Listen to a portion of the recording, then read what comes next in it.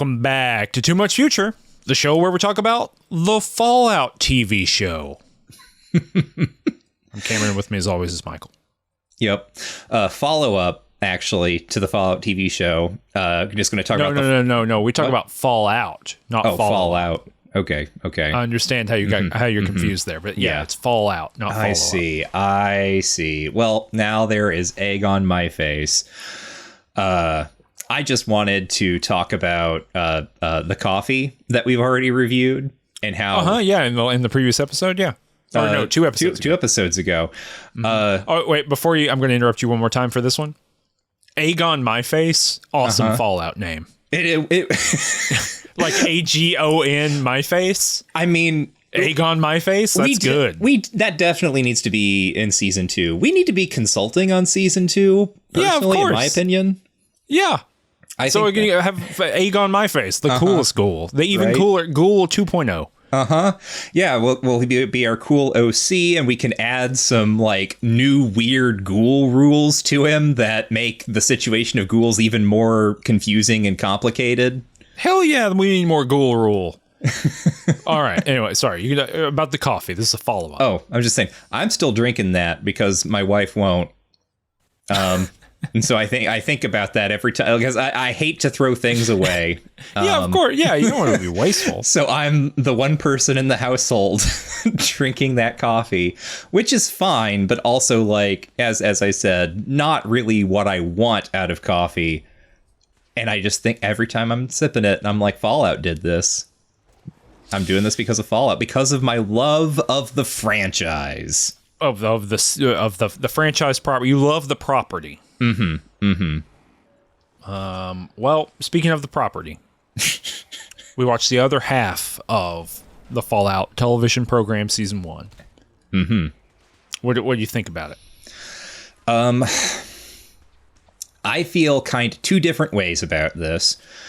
Some sort of smiling mask and some sort of frowning mask? Yeah, exactly. Yeah.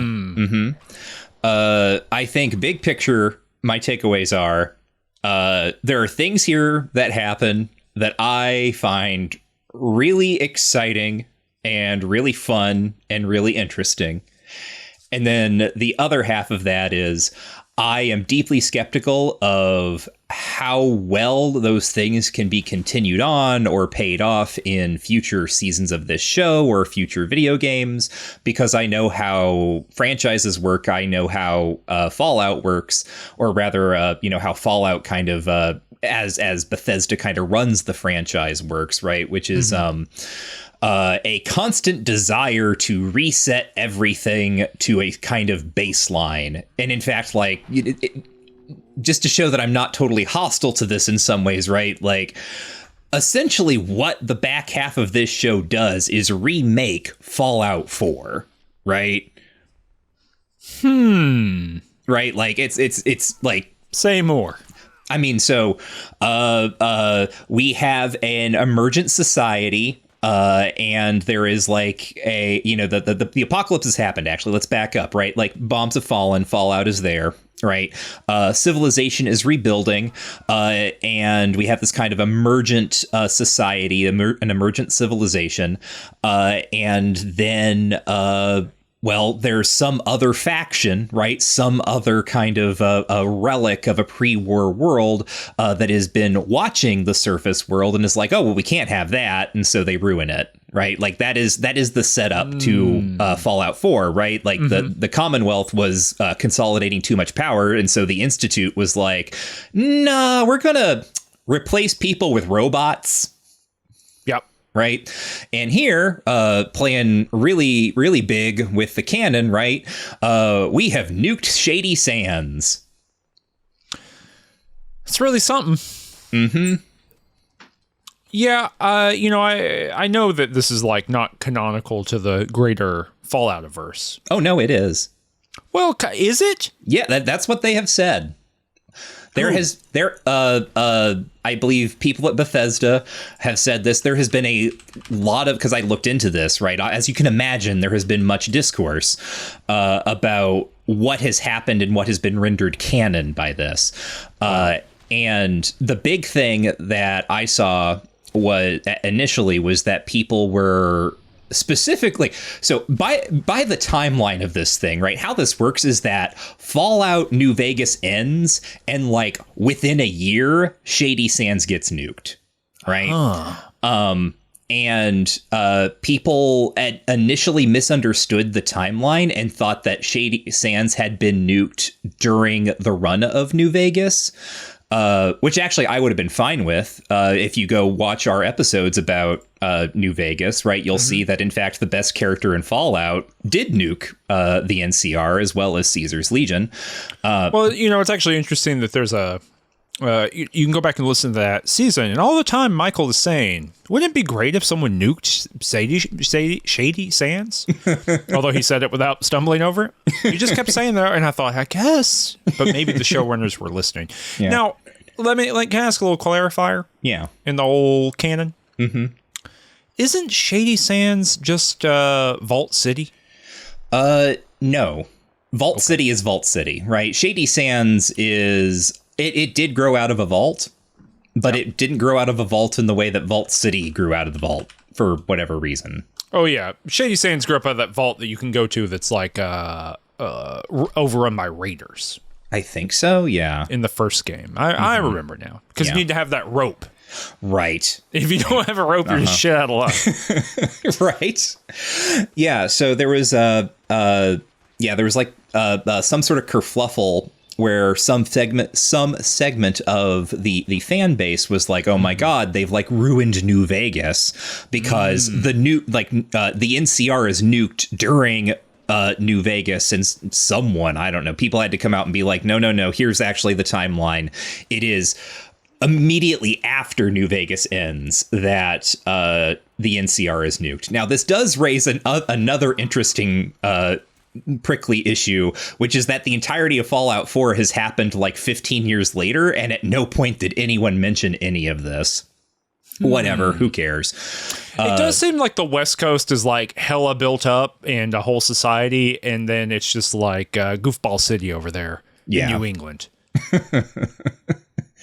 It's because they hit Washington with so many nukes, right? That's really it, because Fallout 3, they had not rebuilt anything. But just like only the Brotherhood of Steel, like way back before Fallout 3, only they have been able to cross the Mississippi River. And they did it literally like right after the bombs fell. That's a thing that you find out in 76. Oh, I guess that's true, right? Right. Because they got to get that going too. But that doesn't really align. You know what? I say this as someone who's got 70 some odd episodes, hour plus episodes of a Fallout show. Mm-hmm.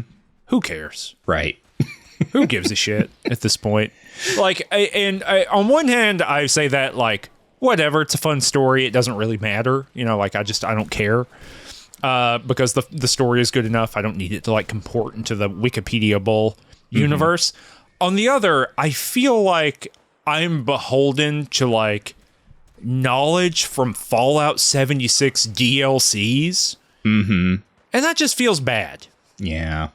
Like I don't like you can just down there at your live service game operation just start churning out facts about the world. Yeah. That I don't want to have to learn about. I'm just we talked about this, I think, in the 76 episode. I'm really interested in seeing like what future lore does to massage this away, because one of the main quest lines in 76 is about like reestablishing the gold standard. So like what the well, also they're canonically they're nuking one another like once every 72 hours. So. Right. Like what is happening? We don't talk about Appalachia, I guess is the answer there. Just don't go to Virginia. Well, okay, well, that's interesting. That this whole thing is quote unquote canon. I guess it didn't really come up in the last episode, or if it did, I've totally forgotten about it at this point. But I don't know. We want to go episode by episode again or whatever. I think I'm in the same boat as you are, where I think that there are some really special things that happened during these 4 episodes we watched for today. And they're some of the worst garbage I've ever seen in my, I mean, not literally, but just things that are deeply disappointing to me. That's actually what I'm trying to express. Some very disappointing things that are indicative of the way that TV works and not necessarily the way that good storytelling works. You know what I mean? And sometimes those aren't the same, unfortunately, in the world we live in. Yep. So episode 5, how does this start? It's been long enough now that my notes are somewhat impenetrable to me. The first thing I wrote about episode 5 is, and I quote, bro time. It's that Maximus is hanging out with his squire. Oh, yeah. And after he brands him, oh, yes, then reveals that he is not Knight Goofball. Titus. Yeah, whatever. Old Goofball Senior over there. It's not him. He's Maximus, his guy. And they get in a scuffle. And then he steals his power pack, whatever it is. Oh, yeah, the nuclear core or whatever. The fusion core. Yeah. The fusion core. Right. And he, like, makes off with the head. Yep. Okay, that's right. And then Lucy finds him. She's like, hey. How convenient. You're that guy. Yeah, right. Because he's trapped in there. You know what I mean? Can't get out. That's neat. I like the idea of dying in the suit. Yeah. No, I was thinking about that as I was watching it, because I remember this is one of the reasons I hated using the power armor in Fallout 4 is that the fusion core ran out the first time I used it. And so I think like I don't know if it like eventually fully stops, but for a while it's like you're still walking around. It's just very, very slow. And I was like, well, I don't want to have to babysit this thing, so I'm going to leave it in the woods. Yeah, so like that's the important thing is that Lucy and Maximus are now traveling together. And then the other thing that's happening is back in Vault 33, her brother's name, Norm, he is discovering more about the weird Vault conspiracy that's going on. Namely that, is this when this happens? Making sure. Yes, sure, something like that. Somewhere around here. Yeah, this is when he discovers that all of the people who have ever been voted overseer in Vault 33 were all transfers from Vault 31. Because there's like a triumvirate of vaults, right? Right. Like 31, 32, 33. And so, and they occasionally, as we talked about in the last episode, they got up for like, supposedly for genetic diversity reasons, basically. They got trade people around. Right. And they, turns out everyone who, when they trade people around, turns out people from Vault 31, they end up being elected overseer. They even got a slogan. It's like, when things get bad, vote 31 or something it's like that. When things look glum, vote 31. Yeah. So, his dad, who was the overseer, got kidnapped, right, way back in episode 1. He needs to be replaced, so they hold a vote, and this is kind of nicely done, I think, because we have 3 people who are like they call them like the council or whatever. It's these 2 guys and this woman. And the 2 guys are like both running for overseer, and the first half of these episodes have kind of focused on them, right? Betty, the lady, she's been kind of just sort of this tertiary character, literally, right? The third one. So you think, right, they're setting you up to think like, oh, there's going to be some sort of like weird electoral thing where like these 2 guys turn against each other because they both want to be overseer and they're both like grabbing for power or whatever. And that gets totally defused because Betty's from Vault 31 and she just kind of wins. She's been overseer before. Yes, right. It's her second term. And so the gag where the guy is telling that we're like the voting, old guy is just telling the other guy who's running, he's like, I'm not going to vote for you. Yes. That's funny. That is a good old fashioned classic comedy gag. It's funny. I liked it. And then they have that whole conversation, and then he goes into the voting booth and he like sighs to himself, and then he votes for Betty too. Yeah. vote for 31. So yeah, she gets elected, and this has got brother guy. Norm. Yeah. It's got Norm freaking out, wondering what's going on here. Yep. So that's kind of like, that's the big thing there. There's a moment where Lucy and Max are walking together and they take the time to lampshade how like kooky, not kooky, right? But like how nonsensical the Brotherhood is, right? Conceptually. Because she's like, so, I mean, not nonsensical conceptually, right? It's about the exercise of power. But she's like, so you take wasteland or technology from the wasteland to keep other people from like doing bad things with it by using the wasteland technology to stop them. And I can't remember how he phrases it, but he says something like, he's like, yeah, it's funny if you, or it's like, it doesn't make a lot of sense if you say it like that. Yep. You know, I don't care for this part. Well, of any program that has to like hang a lampshade on the goofy concept you've inherited, just own it. Well, the reason I don't necessarily like this either, in general, the reason I like it is because I don't like the Brotherhood of Steel. So anything that underscores, like, well, you know, I'll say this: I think the Brotherhood of Steel, I'm generally pretty positive to neutral on the Brotherhood of Steel up until Fallout 4, and I really felt like it kicks out to something weird there. But like, I really like the Brotherhood in Fallout 1 and 2. You know, this like weird, I don't even know, like secret organization kind of thing. It's just monitoring you and stuff. I think there's some cool stuff there. And I think in 3, it's interesting. This to me feels the most, the Fallout TV show is borrowing the most from 3, I think, more than any of the other ones. It feels that way to me. They're a little bit more mystical than they are in 4. You know what I mean? They're a little bit more of a religious order. I mean, we get an insert shot somewhere here where like there's dudes holding like a big like rosary style thing, like old guys just chanting. You know, it doesn't really show up in the games too much. Yeah, there's a lot of ritual. Yeah, and but I have to say, I think this show would be infinitely better. And I think it's pretty good, but I think it would be substantially better if the Brotherhood was in it as an enemy faction entirely. Just someone who was also on the hunt and would show up and you had to like dodge them and fight them or whatever. You know, you get the ghoul kills them, some gets put on the run by them. Lucy, has got to run away from them every now and again, or maybe they fight some raiders. She gets caught up in it, so you can still get your big fight scenes. But I think, in the sum total of the show, I don't think that Maximus's story is very interesting. I don't think that what the Brotherhood is up to is very interesting. Like, I don't think I don't think we get much. The point of having Maximus is to give us the internal vision of the Brotherhood, and there's nothing there. And so I feel like we waste a lot of time and space. And he's a character in the first 4 episodes I liked a lot, and who I do not care for in the back 4 episodes, partially because the show seems to forget what it wants to do with him.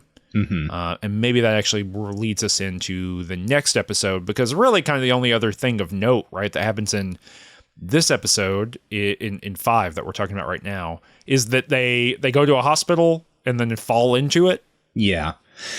So the Maximus mentions that the bombs fell when he was a kid. That really confuses Lucy, and then ultimately they discover she discovers, right? He already knows that it was Shady Sands. He was a kid and he lived there and it got nuked. Yeah, find the big hole. Yeah.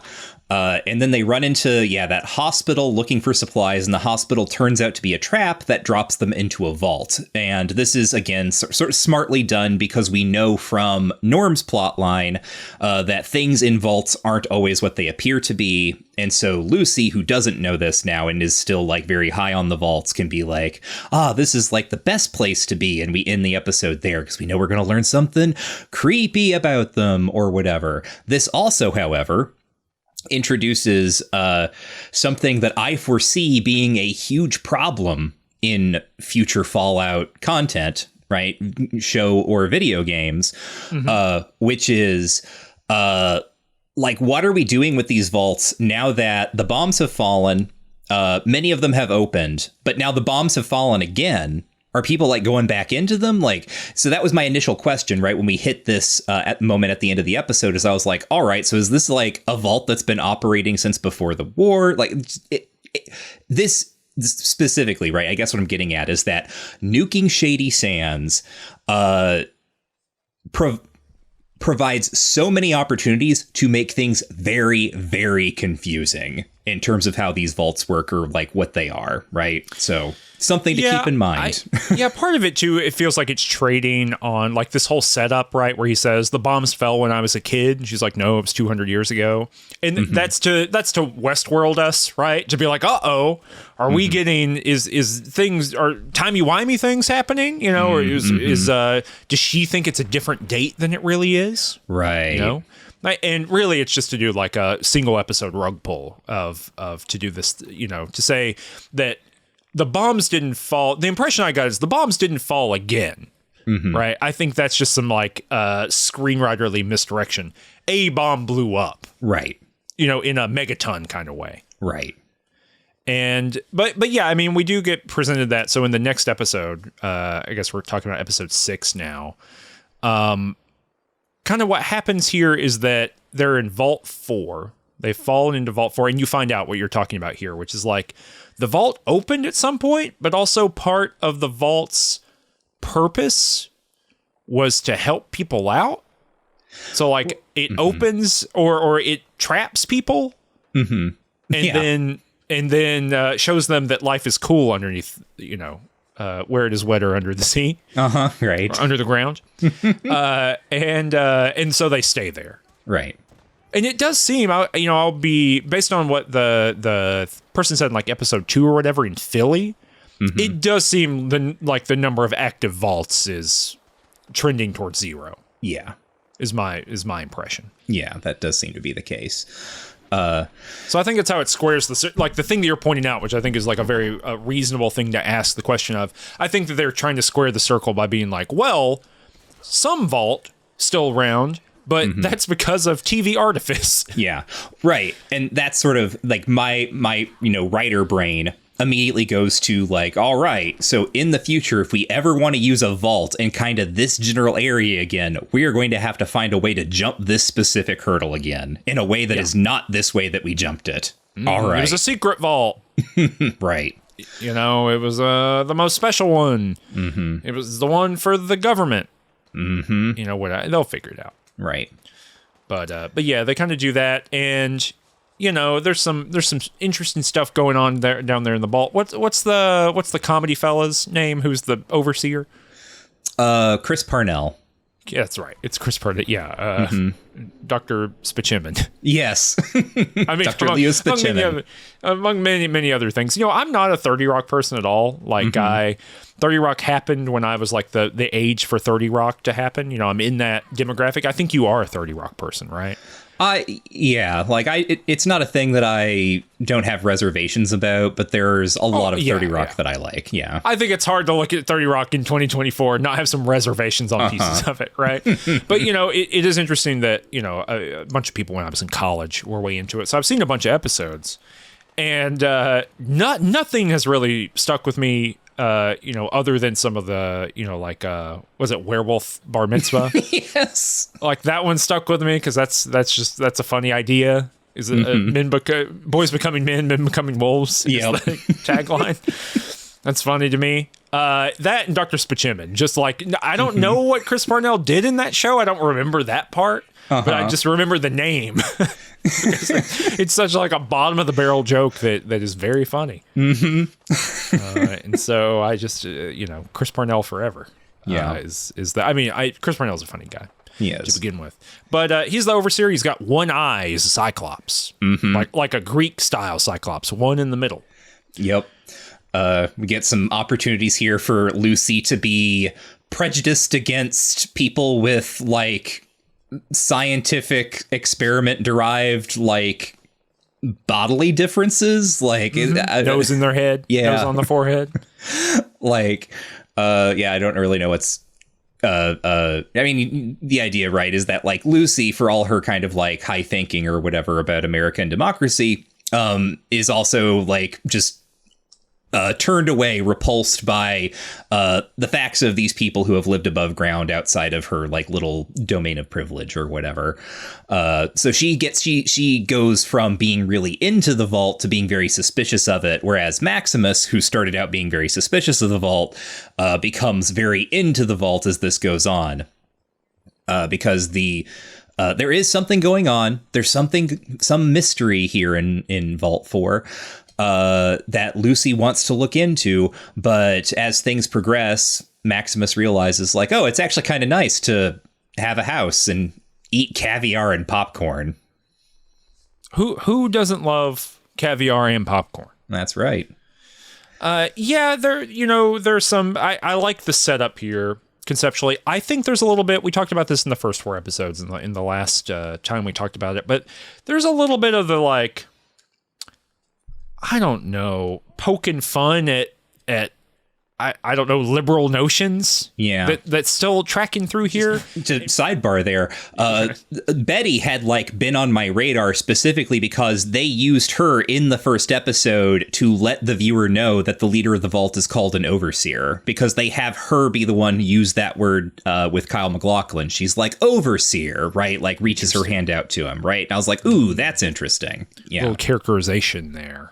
Alongside the obviously awkward thing of maintaining the word overseer for all of this. It's the violence of canon. But so there's a little bit of poking fun, I think, of like progressive notions here. Oh, you thought you were progressive? Can you be progressive in the face of a nose in the forehead? Huh? Little hypocrite. And yeah, they're discovering all this stuff and doing all these things. I like this little, side questy kind of thing. It's the best, I think, of the quote unquote side quests that happen here. Although I think it suffers in the way that I talked about in the last episode of this. The show is eight episodes, roughly 8 hours, something like that. And I think it's about half that amount of actual stuff to do and talk about. Although I think that if you were to ask me to like make some hard cuts and find some places to keep and places to leave, I would keep this. I think it's really good.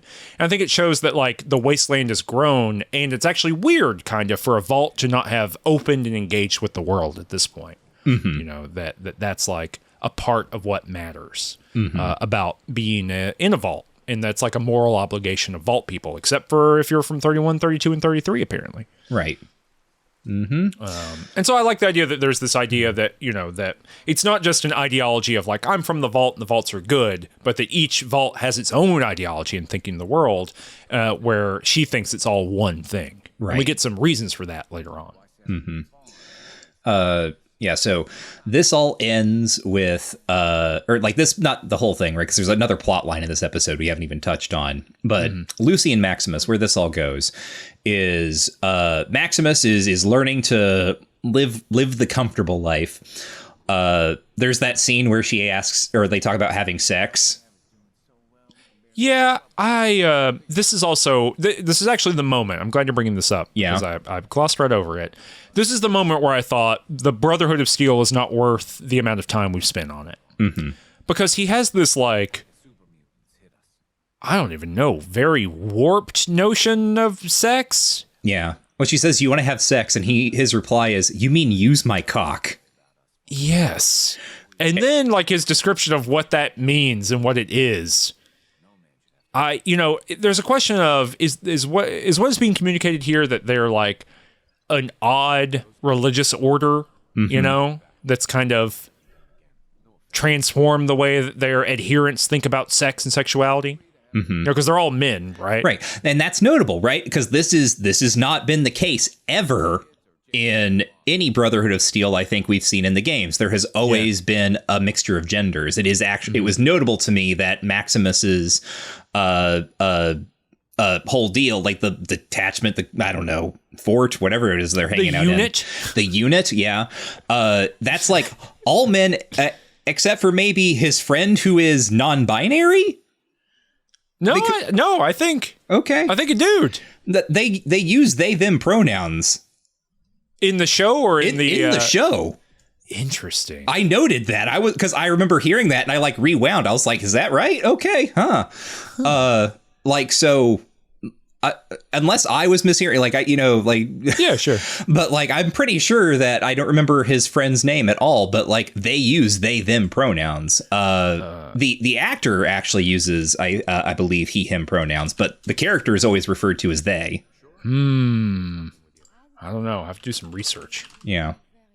In any case, anyway, the reason I'm bringing it up is there's not an all-male group in human history that has not had a very robust sexual economy. Yeah. And we get that happens in all kinds of ways, and some are violent and bad, and some are positive and good, and most are somewhere in the middle. The fact that it's like cartoonishly presented here as like a weird gag, as opposed to either glossed over because it kind of doesn't matter, or taken seriously because it's like real and serious, and like there's some sort of idea that this is a serious television program where we're supposed to take these characters seriously. But the direction it has done is perfectly threaded the needle of bullshit nonsense is what I'm saying. And I just don't care for it. All right. Makes me mad. Yeah. So they decide not to have sex for the time being.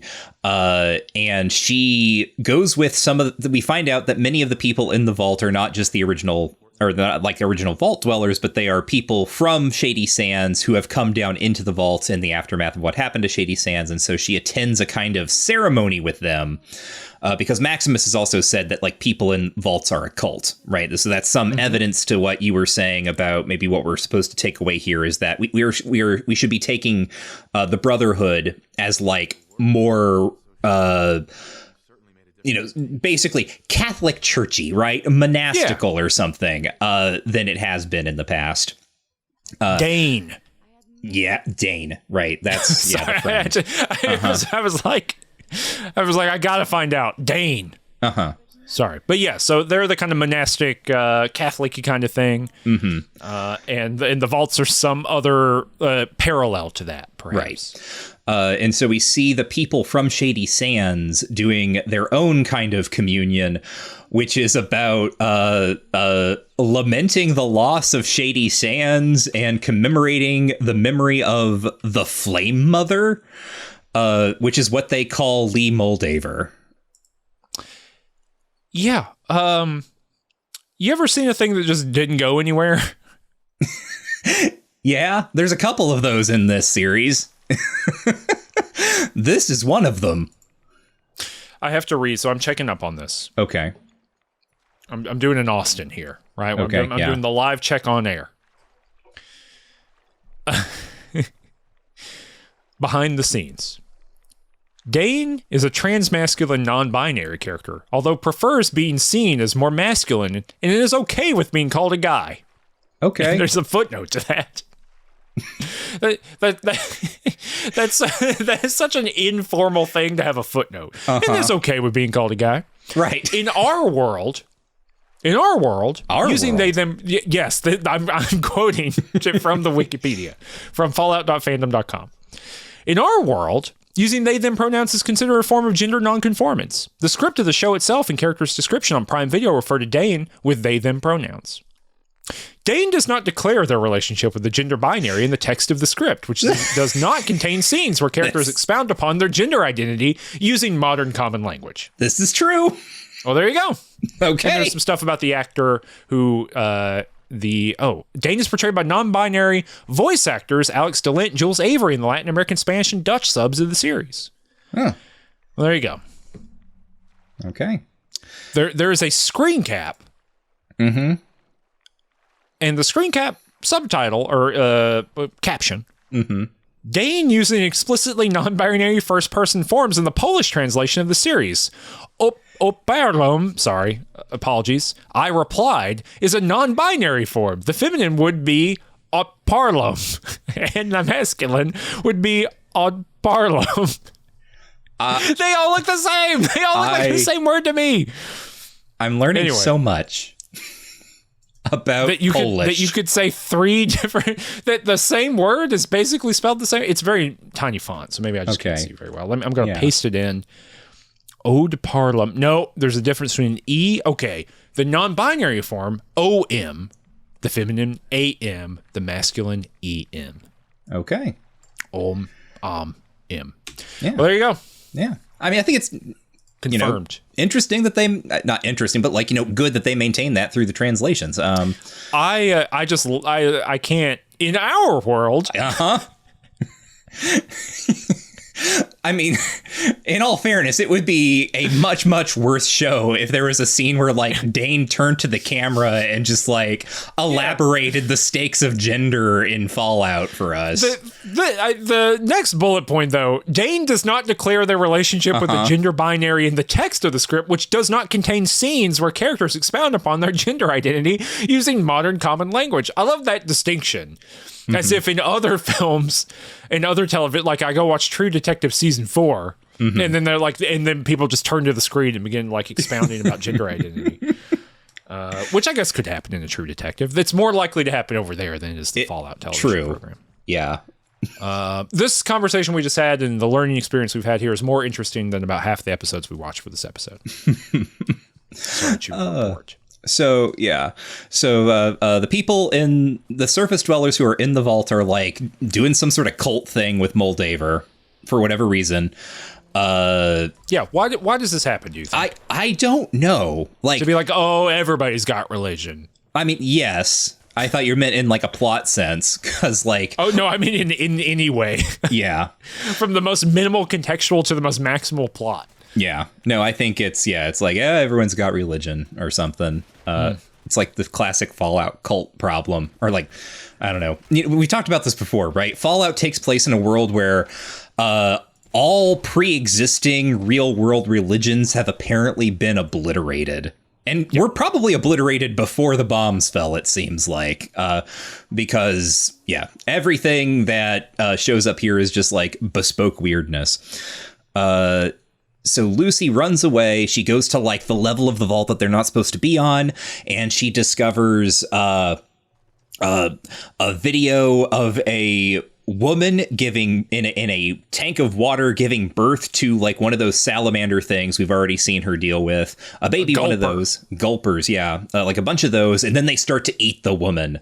And we also find out. Oh no, wait, do we find out? Yes, we do find out at this point that this vault. Well, we already knew it because we already saw Vault 4 in the other plot line. That Vault 4 was originally set up to be a community run by scientists, because we get the scientist guy like shouting at the cameras, something's getting ready to kill him. Oh, wait, no. Do we see that, or is that in the next episode? Isn't the next... No, because they leave at the end of this episode, right? No, because this episode ends with her discovering the cryopods. Oh, yeah, you're right. You're right. Well, yeah. You're correct.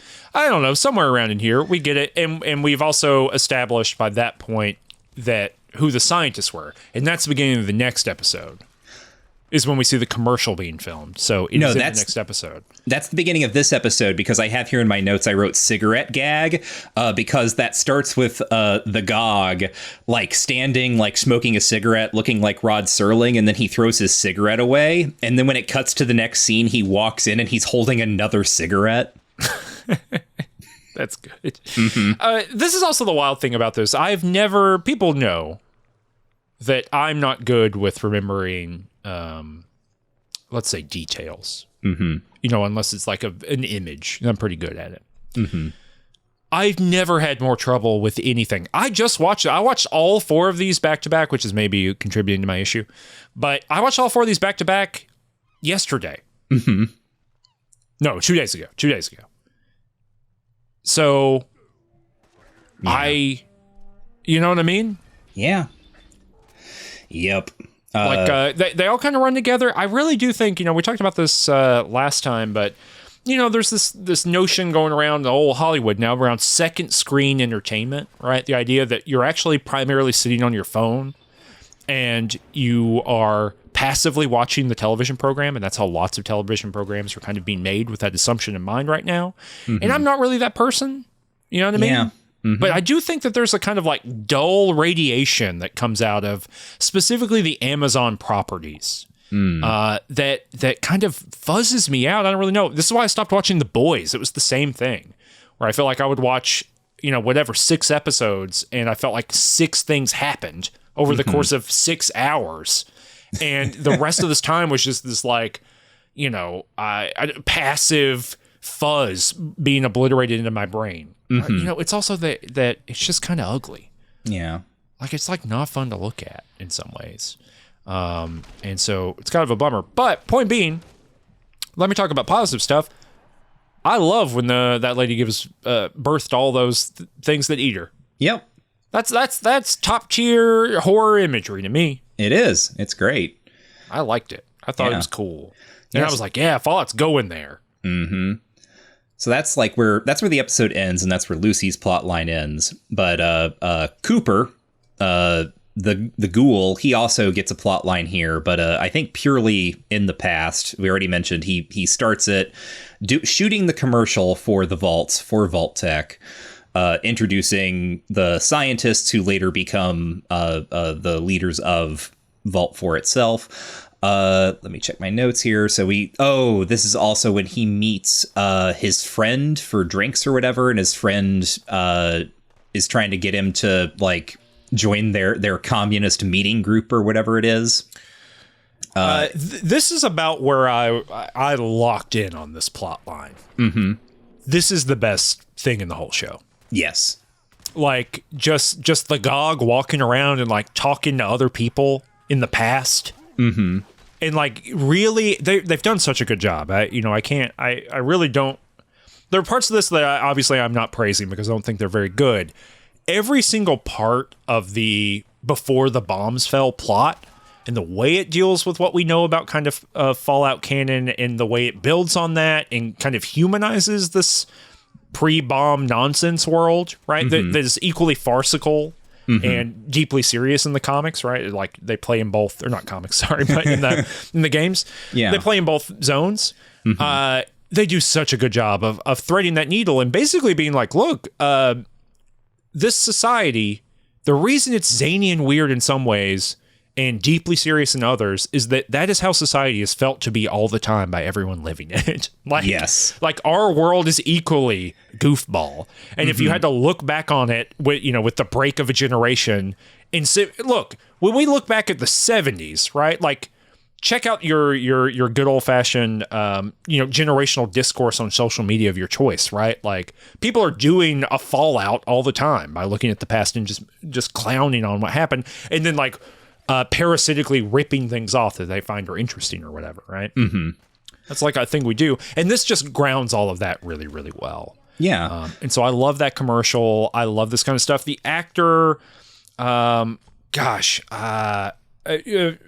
the summary of the thing. I want to pull the actor's name really quickly, but talk about what happens when he goes to this, when he meets his kind of communist buddy. Yeah. So actually, before that, he had been at a house party. There was a party at his house, and we had all of this discussion. Matt Berry shows up in person, not just as the robot. We get what is probably one of the key phrases of this series, this season at least, right? The end of the world is a product, because he talks about how he sold the rights to his voice to the Robco or whatever, whoever made the Mr. Handy robot, right? That's why they all sound like him, because he sold his rights.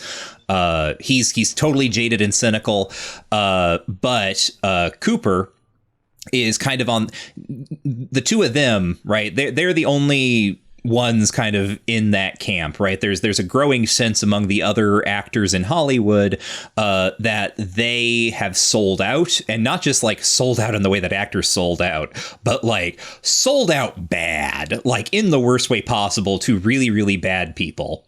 Cooper for Vault-Tec. People are treating them as if they are, I don't even know.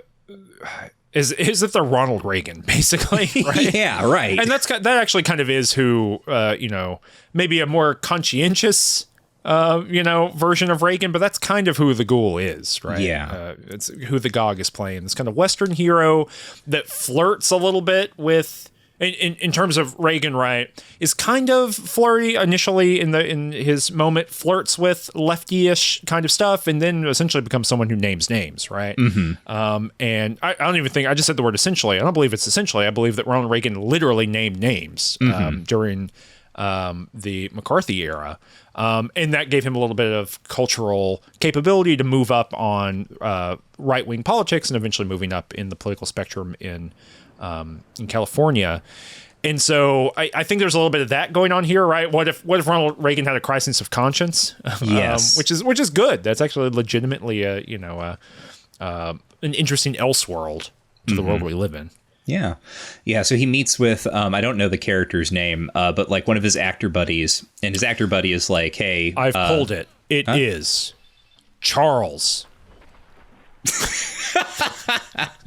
All right. His name is Charles Whiteknife, played by Dallas Goldtooth. And the reason I wanted to pull him is, did you watch Reservation Dogs? I did. Was he on that? He plays the like native ancestor guy. Oh, that was it. I was thinking he was familiar. Yes. Yeah, the Spirit dude. Yeah. He's credited as Spirit, but if people have not seen Reservation Dogs, it is a good show for a bunch of different reasons. But it's like legitimately it's just extremely entertaining.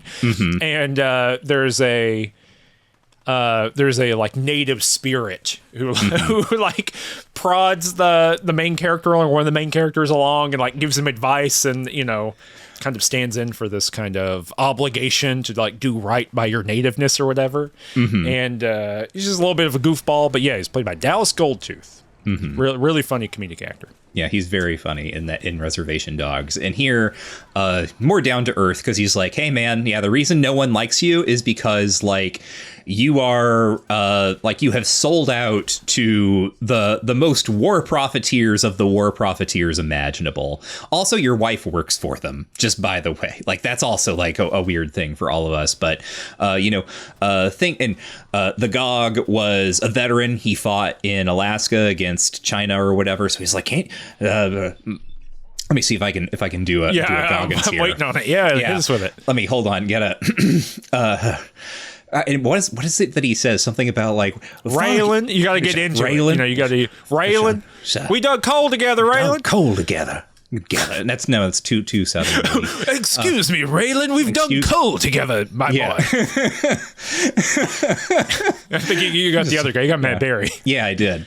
I don't know. I'm not pulling it now. I can do it sometimes. The trick to Goggins, right, is that he talks low in the back like corners of his mouth, right? There's a lot of kind of cheek in there. Anyway,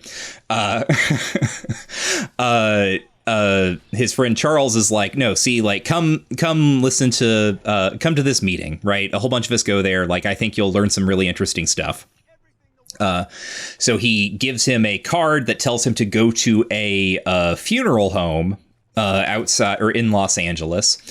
And does he go there at this point? No, I think he goes there next episode. Yeah, it's next episode that he goes there. But so we've got that set up. And then the GOG present day has been taken in by some hooligans. And they say they're from the government. And they take him to a like sort of like weird saloon that has the government misspelled on a sign outside. Classic Fallout stuff. Yeah, this sucks. This like straight sucks. They might as well be green-skinned orcs. Yeah, and they introduce him to Gizmo from Fallout 1. Oh, that's true. Right.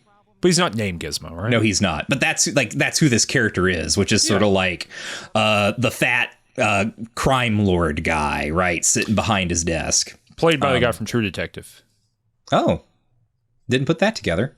He's the I can't really say it because it spoils True. Yeah. You know what? True Detective's been out for a decade. Mm-hmm. He's like the bad guy in True Detective. Oh, huh. Well, the house painting guy. You know yeah. Well, yeah. Okay. Oh, that makes sense. Okay. Yeah. Well, he's also a bad guy here. They basically just talk about a bunch of stupid stuff that doesn't really matter because the GOG just wants to get back on the road. He sews his finger back on, or rather, I think he sews on Lucy's finger. I don't know. Yeah, I don't know about that either. Yeah, I think it is Lucy's finger. Yeah. That's, good, symbolic, thematic, whatever. But also practically it means that now we have a character who shoots guns who can use both hands again. He kills all these guys because, they're just orcs. It doesn't matter. And then he sets out to do more stuff. And then, the next episode starts with the funeral home meeting where he goes to pre-war. I have written here in my notes, exile joke. Why do I have that written? Exile joke? Mm-hmm. I have no idea. Exile joke? Yeah. I don't know. I don't know why I have that written. I didn't write that down. Yeah. Huh. That's got to be about, like, I saw them making a joke that would only be probably legible to someone who knew about the game. Specifically, I'm thinking at the end of Fallout 1, where you go back having saved the vault, and they're like, thanks so much. You can't live here anymore because you were outside the vault. You're exiled. I don't know. Yeah, I don't know. Anyway, aside from that, what's his name? Is it Joey Pemberton? Yeah. Yeah. Yes. Johnny Pemberton. Johnny Pemberton. Thaddeus, aka Thaddeus. Thaddeus. Yes. Thaddeus. He's making his way back to the Brotherhood with the guy's severed head. He puts dog meat in a cooler to keep him from following him around. And also Maximus stomped on his foot with the power armor. So he's got a really messed up foot that, of course, in real life would be totally inoperable. The fact that he's, moved as much as he has already, classic movie magic. Can I pitch an alternate? So this just keeps going and going, right? Like who cares about Thaddeus, right? Mm-hmm. No one. Let me hit you with another option. Okay. A raider steals the head. Okay. That just leads us to the next place they gotta go. Well, why do any of this? So, I mean, this is what so there are so many things. Maybe we can try counting them when we're done running through this. Okay. There are so many things in the back half of this series that I can pick out that's like, oh, this is them like holding the door open for this character to develop later, right? This is why we're spending time with Thaddeus, because in order to get his foot fixed, he meets up with a mountebank. Why did I say it that way? Mountebank. That we've seen a few times. Like he's been a joke character in the background in a few episodes. He showed up. John Daly. Yeah, he showed a snake oil salesman. Yes, he initially showed up as someone who was being beaten up by like some wasteland farmer, dirt farmer, or whatever. Maximus was like, "Stop that!" Blah blah blah blah blah. And he, pushes them apart. And then he runs off, and the farmer reveals that the guy was doing horrible things to his chickens. Real bottom of the barrel kind of shit going on over here. And then he shows up again in Philly, and he notices the guy whose head they're running around with now, back when he lost his foot, and he starts saying that he has a serum that'll regrow feet, which we know is like, oh, that's obviously impossible. Except here, he makes for Maximus, or not Maximus, Jesus. He makes for Thaddeus some sort of serum that heals his foot, and that we learn eventually possibly turned him into a ghoul. I don't think possibly, definitely. Yeah, I guess definitely. Yeah, I don't know. Like, does this guy just mix up some FEV? I don't know. Yeah, I think so. I think that's the idea. He's got some FEV. Yeah, okay. Whatever. I wish I could bottle that. Okay. Well, it was just that is kind of what it is. You're like, all right. Yeah. Well, whatever. Yeah. Because like I've had all these questions about what this thing is doing with ghouls, because we've got this implication now that ghouls have to take some sort of special drug to stop themselves from going feral, which is totally new. And we get absolutely no exposition on it, right? It's just a thing we see happen. Okay. What does that mean? Well, at least one ghoul has to. Yeah, right. We haven't seen any other ghoul use it. Mm-hmm. So I don't know one way or the other. But I guess here's the thing, because I think you're right. What the show is doing is making calls. Yes. And giving us, hey, do y'all like Thaddeus? Mm-hmm. Like, who's on Instagram talking about that? Thaddeus Hive, rise up. You know what I mean? Mm-hmm. John Daly Hive, rise up. There's a little bit of like rolling the dice to see what shakes out. Do these things become fan favorites to bring back later? Mm-hmm. On the other hand, do you think the show needs more characters? No. You know what I mean? Like who could make this or look at it and go, oh, we need to follow more characters around? It's so easy. Thaddeus walks away. You get one scene. Thaddeus immediately gets murdered by raiders. Mm-hmm. The raiders take it to a hideout. Because we already know there's a million people looking for this head, right? Right. They take it to a hideout. The Brother of Steel, they show up to the hideout. You get your little fight scene, Mm-hmm. It just doesn't, and like, I don't need the cameo for the radio guy, Yeah, I'm good. I'm good in my life. Now, here's the flippy flappy that you haven't expressed yet, I think. Okay. The person who hosts the meeting in pre-bomb time. Yeah. It's Moldaver. Yep. How'd she do that, Michael? How'd that happen? Interesting. Well, so we know that, the exile joke. I know why I wrote that. That's when they get exiled from Vault 4.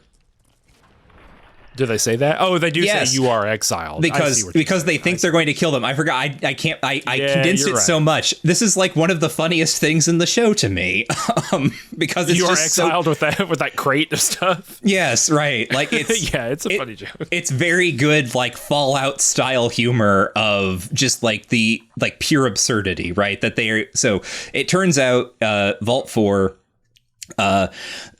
the scientists who were in charge of it were experimenting on people doing all sorts of horrific things. The people who were being experimented on rose up and overthrew them and then took over the vault themselves. And so Chris Parnell's character, right, the overseer with the big cyclops eye, they are like the many generations down descendants of the original people who were experimented upon.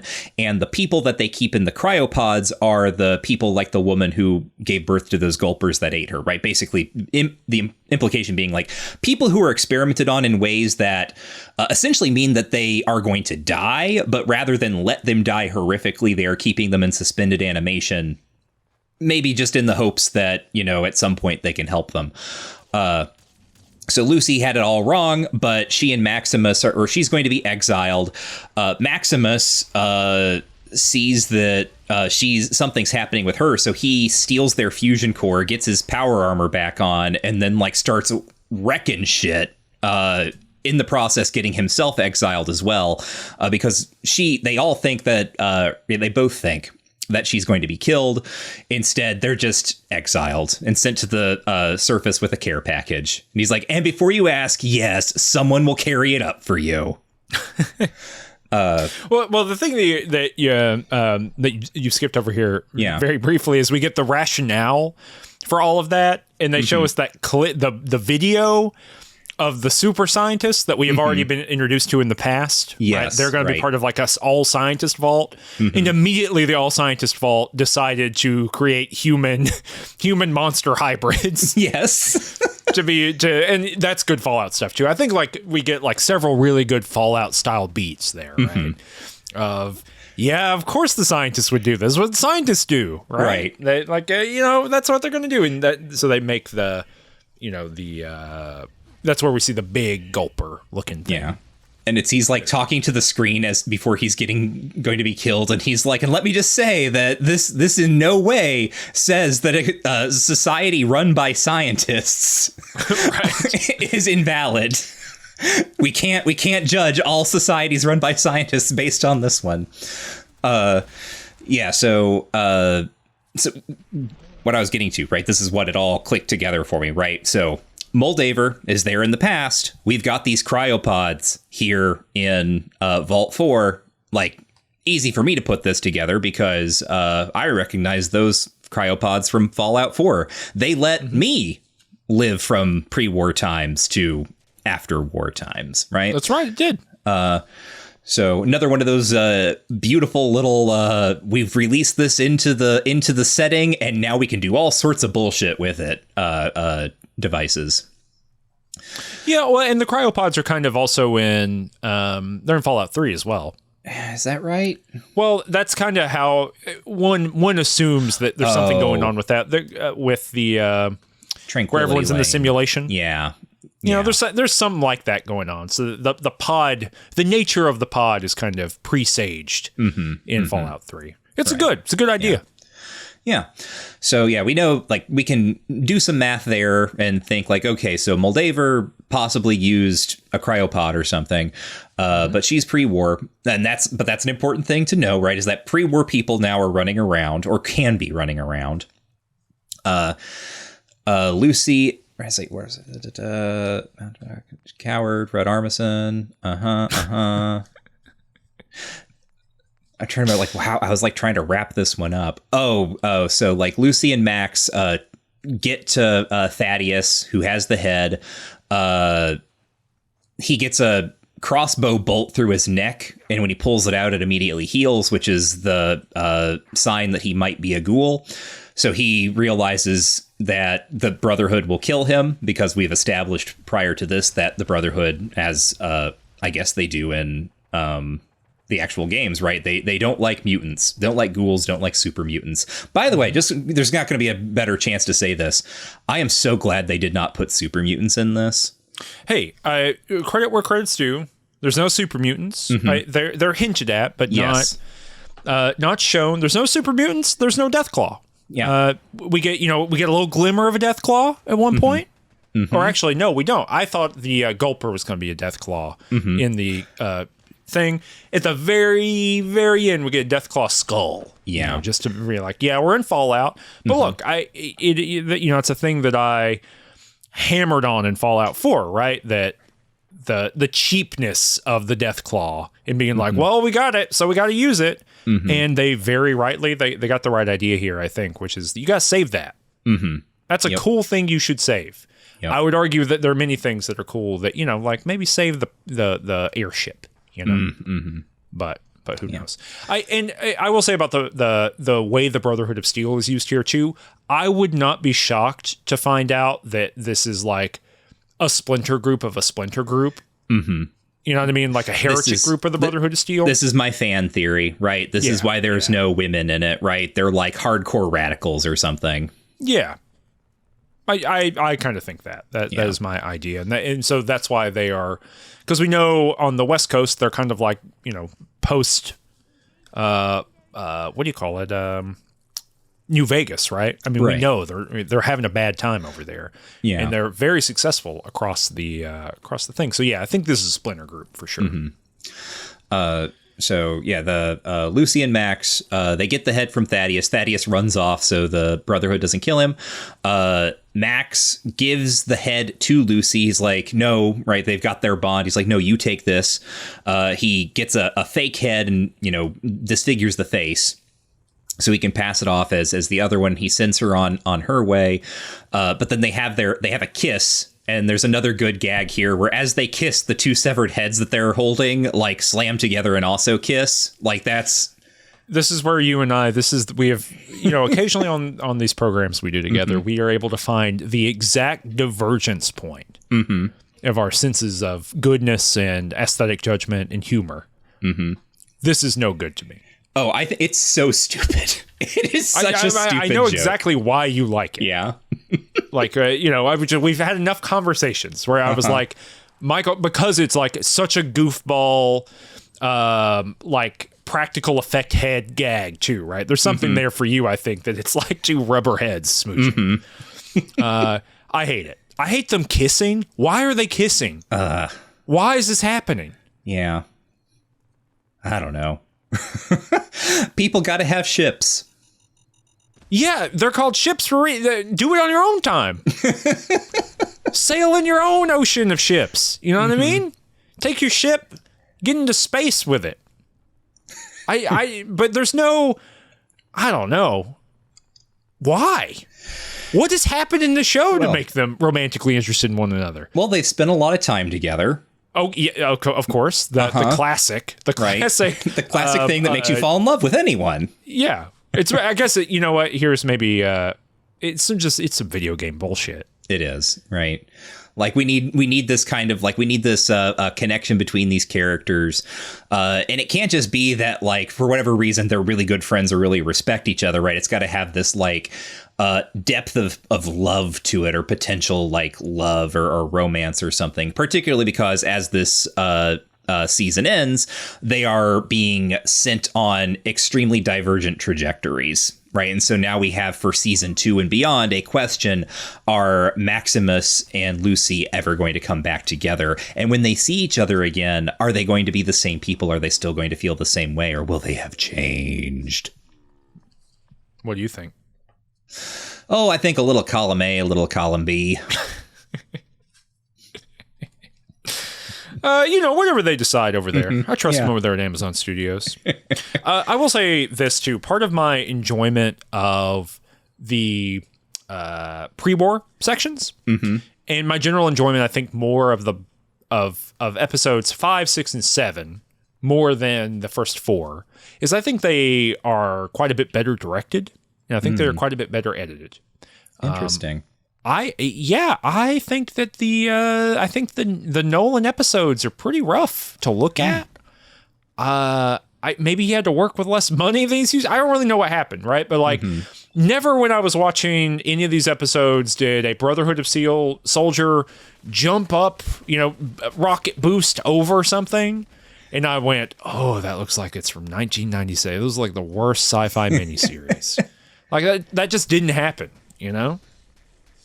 Yeah. And so that's kind of where I landed on it. But and I thought especially those pre-war segments, I think they just look really good. I think they're really well shot, really well thought out in terms of making it aesthetically coherent too. Yes, I feel the exact same. Particularly, I was going to say this earlier when you were talking about it, because it's not a thing that I really expected, right? To find the pre-war world as interesting as I found it here, and sort of like.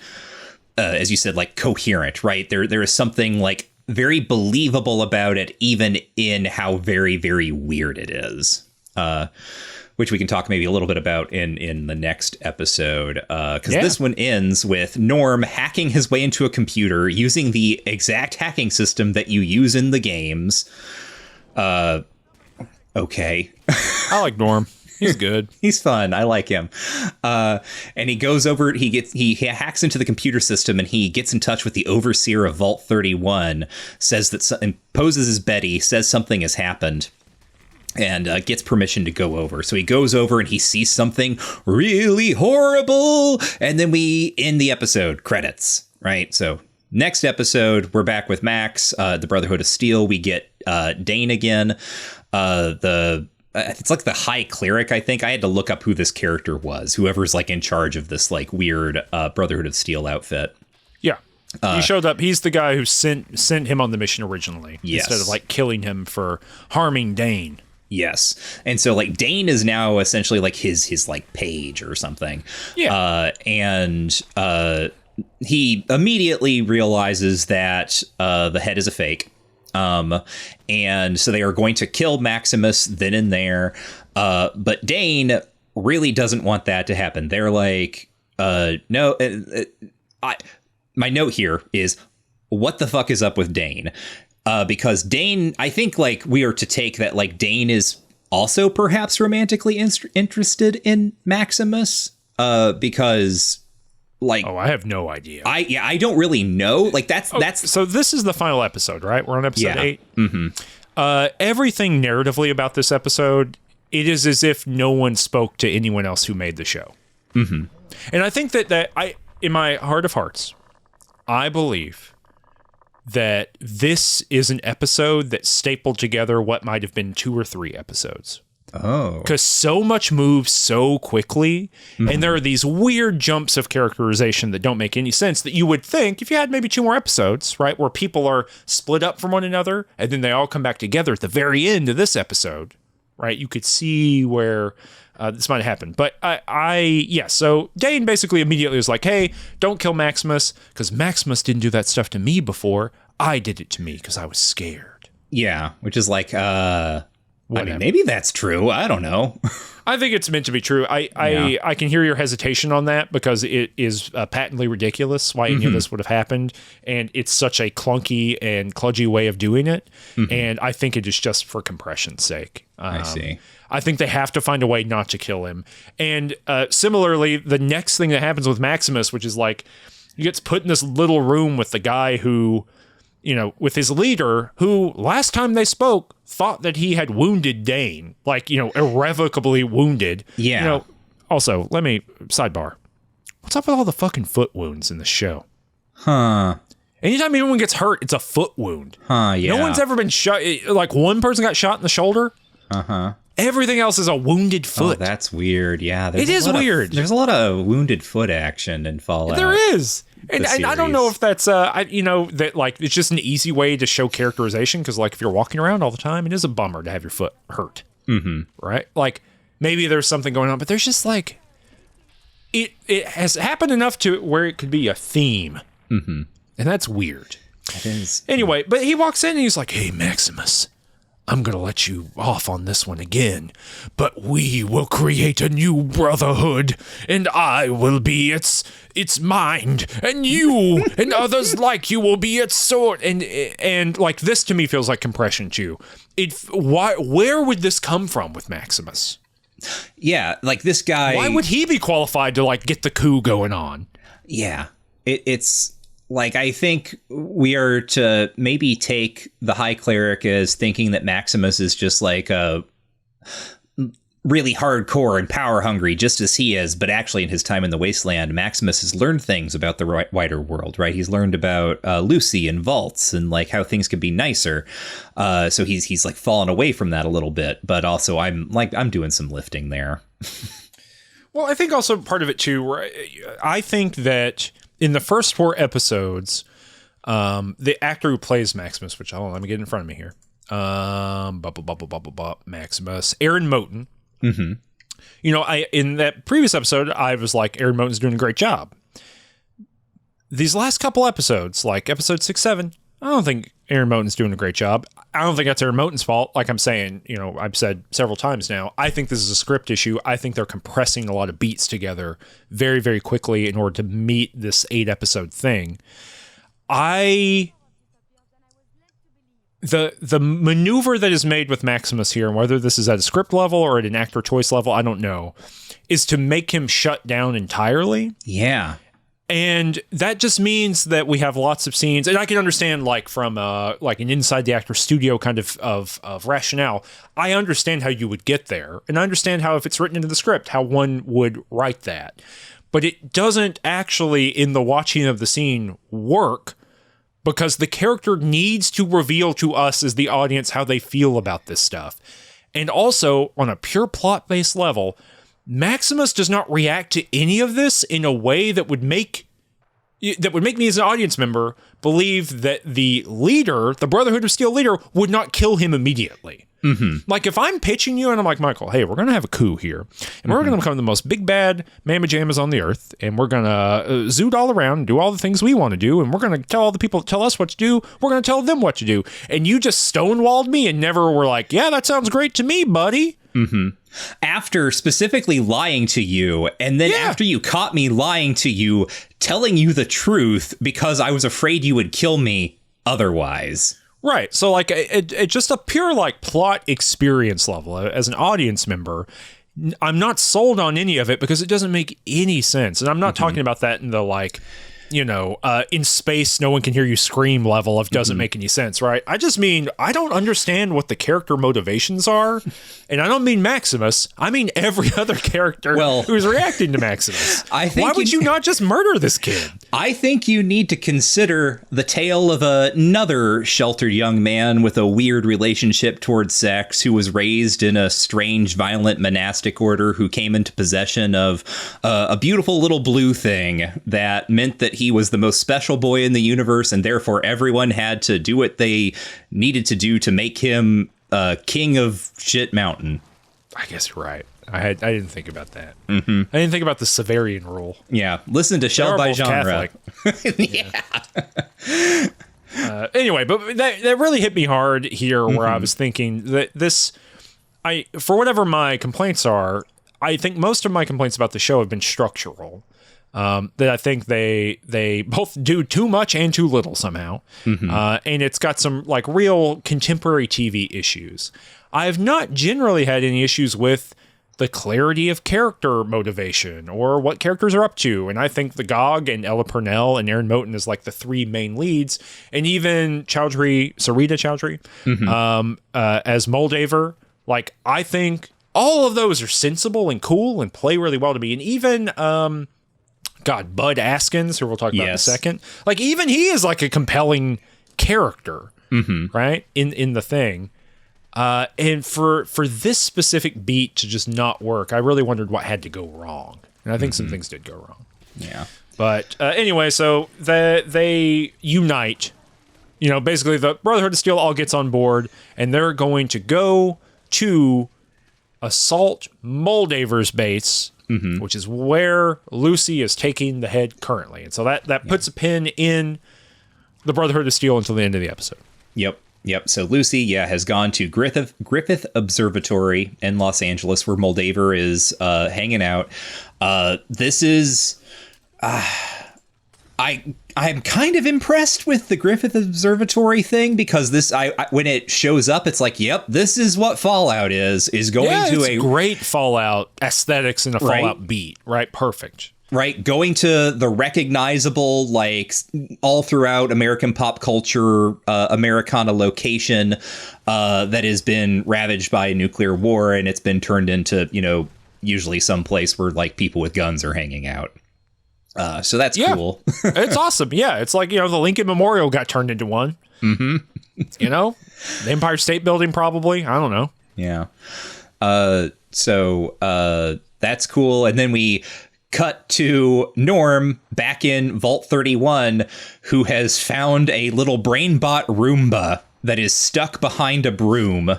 And it's like stuck between a broom and a box, and it can't get out. And he tries to let it out. I love this. Highlight of the show. The little brain bot, whatever that thing is called. Yeah.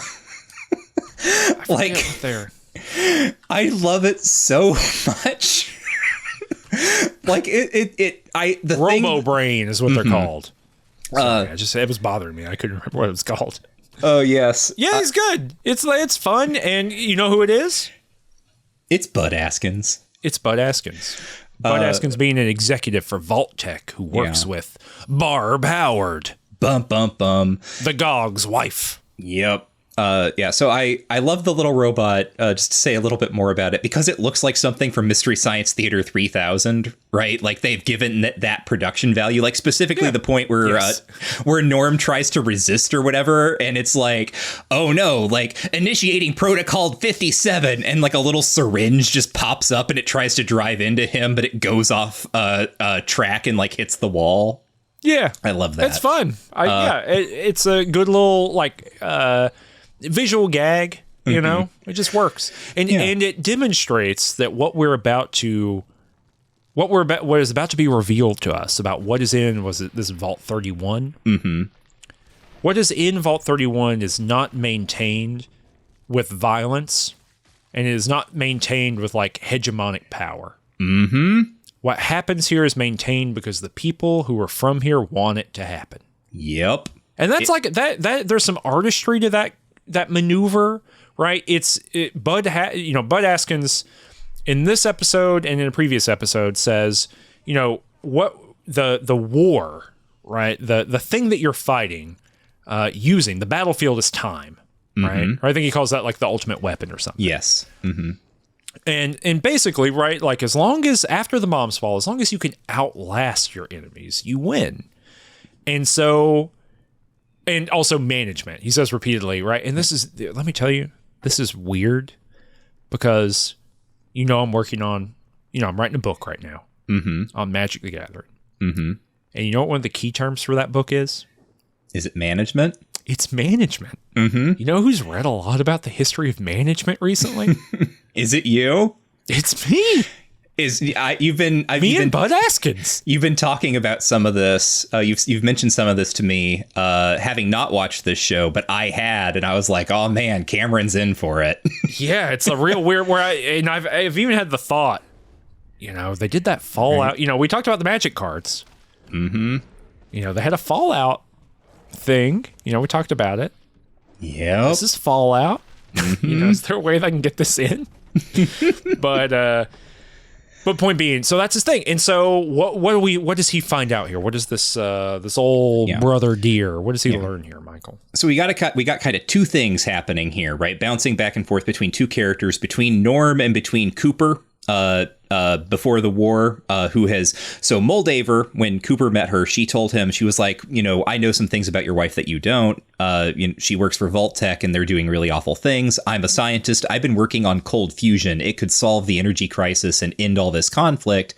Vault-Tec bought out every company that I've worked for, and they have taken the technology that I've worked on, right? They have shelved it. They are like intentionally prolonging the conflict. Here is a microphone or some sort of bug, right? Put this in your wife's Pip-Boy and listen in for me.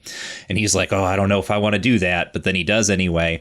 Bud Askins has shown up a couple times. He first shows up at the party in episode 6 or whatever. And he's just he's a annoying manager guy, right? That's how he is introduced, right? He is ingratiating. He's a guy from Mad Men. Yes, he is. He is one of those guys. He absolutely would be he would play a similar role in Mad Men, exactly, right? Like he is that type of character. And he's ingratiating. He's like super into Cooper. He like wants his autograph and like to talk with him and be his friend. So you're like, ha ha ha, how silly. He even gets, I loved this too. So when Cooper pulls up outside the Vault-Tec building back here in episode 8, he's dropping his wife off for work and she's going inside. And then Bud pulls up in the space next to him in one of those like stupid little rocket cars that you see dilapidated all over the highways in the Fallout games. That's great. Right. It's an excellent moment of like, yeah.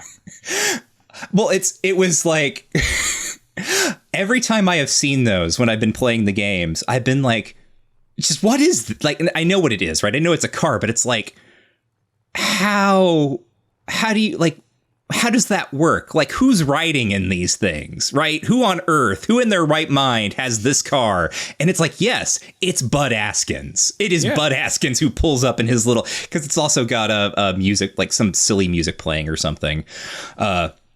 So Bud and Barbara, they go into their meeting. Cooper is listening in. He ends up going into the building so he can like hear better, right? And he listens into their meeting that they're having, which he knows is going to be a big important meeting. And it turns out that it is a big old fan service meeting because we got representatives of every major Fallout corporation there. Yeah, it's great. Including this whole scene is a great idea. It's so good. You think this was the pitch? I think so, right? I think this, because this is the thing that justifies the entire show, right? Yeah, like basically.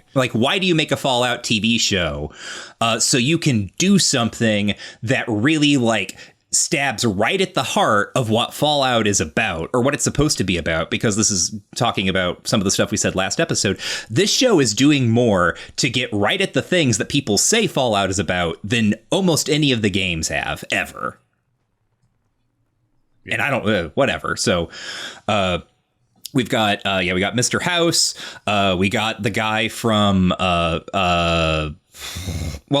this is a weird, I had to look this up. He's from, Big Mountain, but he's actually the Big MT. Yeah. Which is the DLC for New Vegas, right? Yep. Although the character is Sinclair, who's the guy who built the Sierra Madre Casino in the other DLC.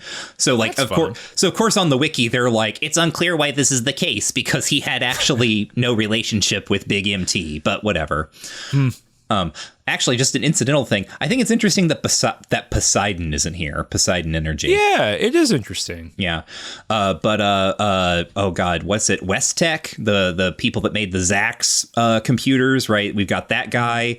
Well, also the Westech facility, right? In Fallout Yes. 2, that's a big hole in the ground. It's in the middle of the glow. I think that's Fallout 2. Yeah, so we got him. He's great, by the way, right? James Yagashi? I don't know how you say it, but He's having a lot of fun. he's having a lot of fun, and he's good. He's like got this like hunched shoulders, leaning forward, looking down thing going on. It feels like it's a performance that's patterned off of something, but I don't know the reference. But maybe not. Maybe it's just his own deal.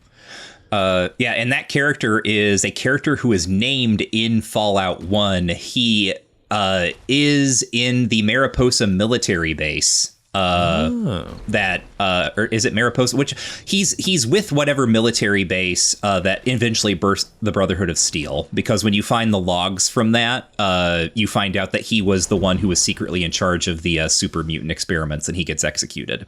Interesting. Yeah, there's the lady from Repcon, which is like the rocket corporation that shows up in New Vegas. And then there's Mr. House, head of Robco. And there's maybe one or two other people that I don't remember off the top of my head. The guy playing Mr. House is killing it. I know. It's like anyone who's listened to any of our shows knows that I have like very difficult relationships with sort of like fanishness and like being pandered to. But like when Mr. House showed up, I was like, all right, I'll let it happen. Like, yeah, I'll get pandered to. Yeah, I like it. Yeah, like show me Mr. House, please. Well, also it would be different if it were bad.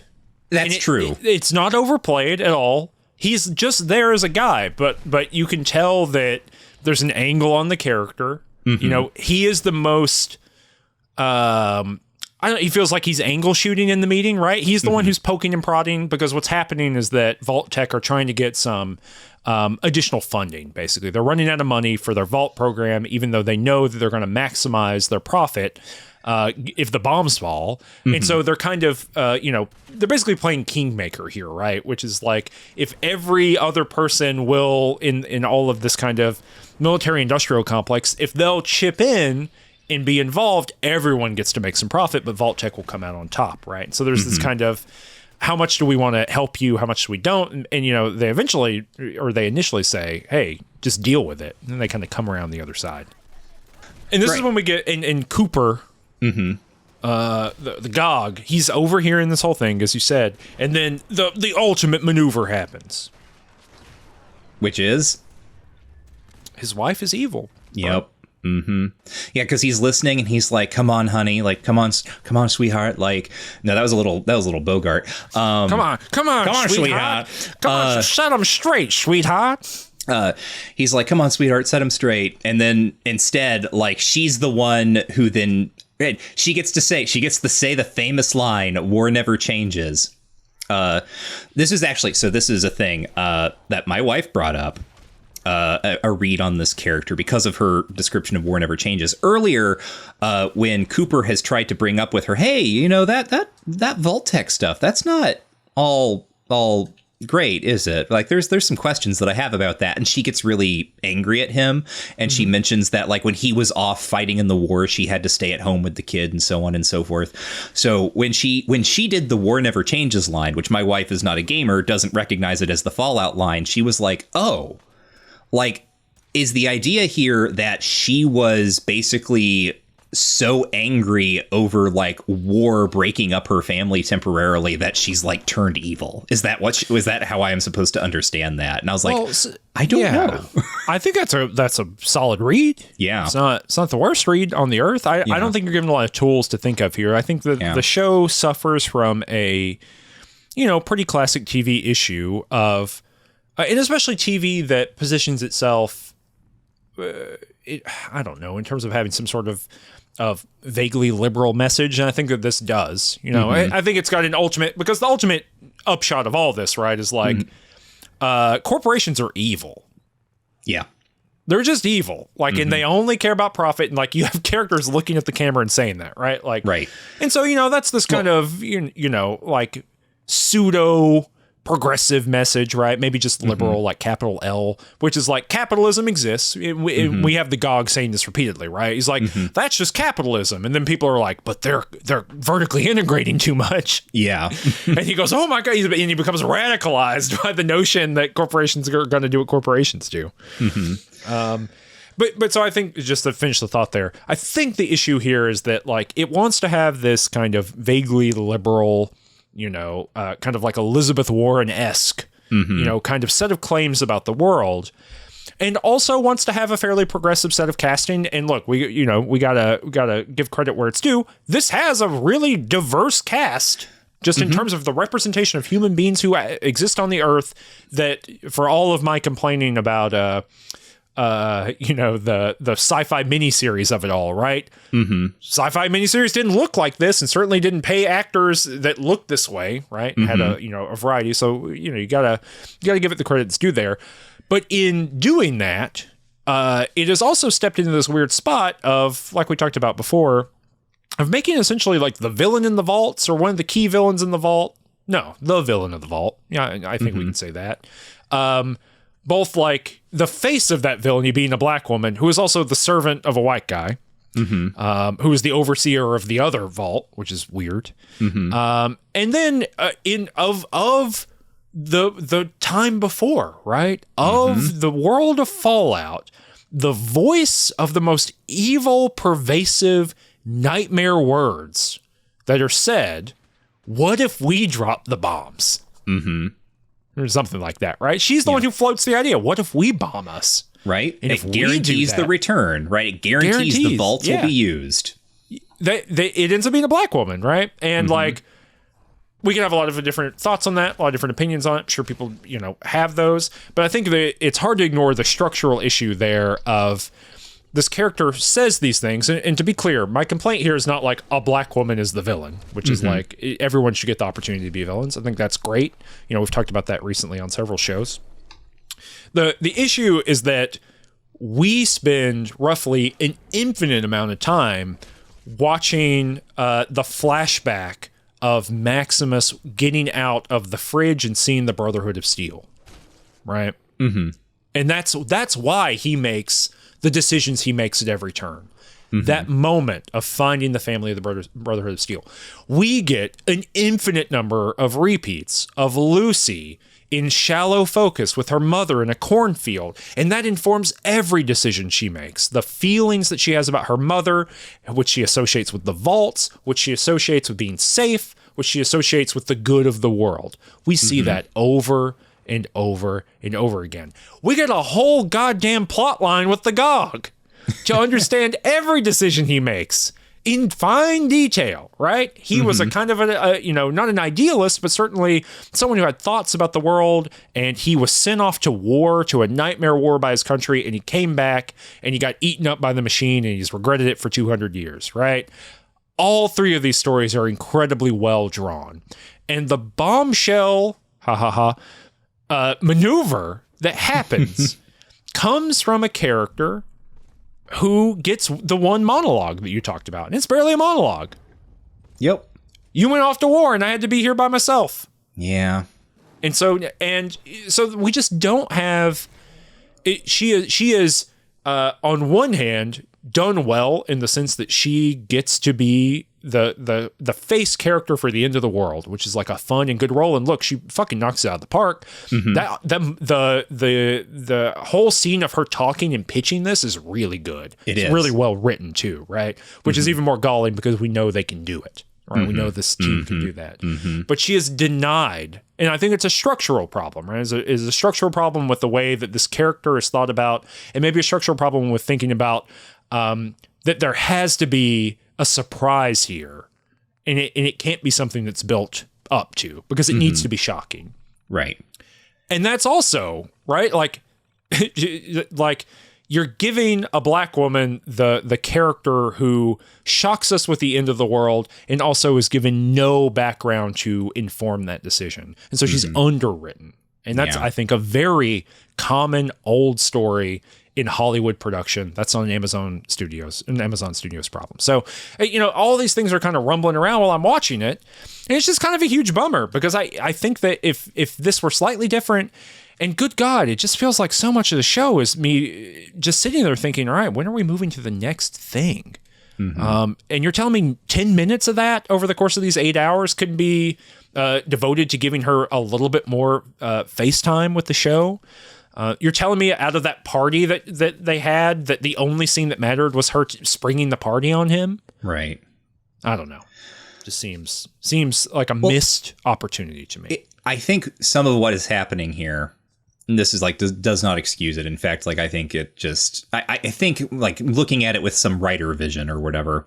Yeah. I think one of the reasons it plays out this way is because they want you to be surprised that it's her. Yeah. Right. Like and so they intentionally shy away from having her do things that make you think she's going to be more important. And I think that's unfortunate. Yeah. Well, and that's also the thing of how different would it be if we flipped it a little bit? If Bud pitched the idea, because they're both in the meeting together, right? He pitches the idea. What if we drop the bombs? And then she becomes the person to defend it, and then defends it with her experiences, right? Being at home from the war. Like there's just small moments, and you're 100% correct. It's extremely writerly, and that's why I would call it structural. They need to have the gasp moment. They need to have the shock. And it's only shocking if it comes from her. It's not shocking when it comes from him. Right.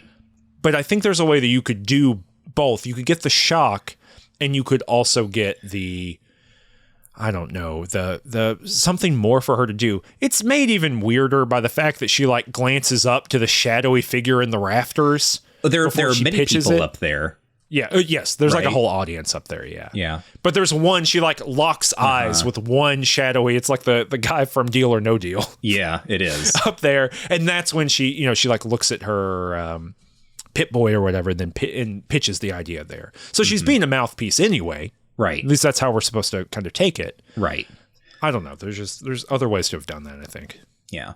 No, I actually think your pitch, I think, is really nice because it takes what the sort of thought that my wife had, right, and it allows that to be a character note for her, but also allows her to do the thing that she's doing. So or just give her 4 more scenes. Yeah, like just 4 more scenes where she's not being the person for the GOG to talk to, right?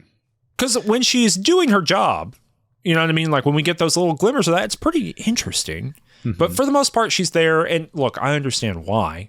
Like this is again kind of a writerly or a screenwriterly maneuver. We're locked into the GOG's position. We're approaching the mystery from him, right? We need the shock, as you said, and so we're intensely focalized on him. But I would suggest to you that is not something that is maintained over the course of the show. When we are fucking following Thaddeus for 7 minutes or something of an episode. So I would bring to you, it doesn't matter how focalized we are, right? Yeah.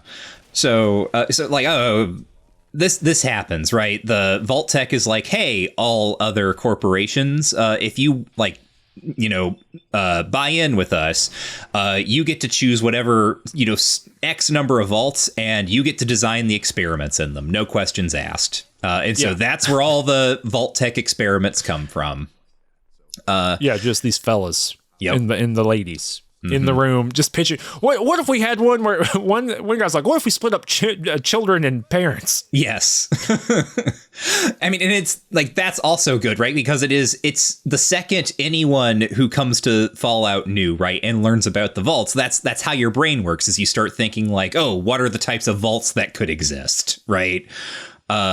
So we have that, and at the same time, the GOG is being assaulted by one of the worst things in the show, the digitally de-aged Kyle MacLachlan. It's bad. It looks so bad. It's bad and scary. It looks scary. But this is how we learn that Lucy's father, Hank, was one of the other managers at Vault-Tec. And so he's also a pre-war person. He is in, as Norm has discovered, in Vault 31.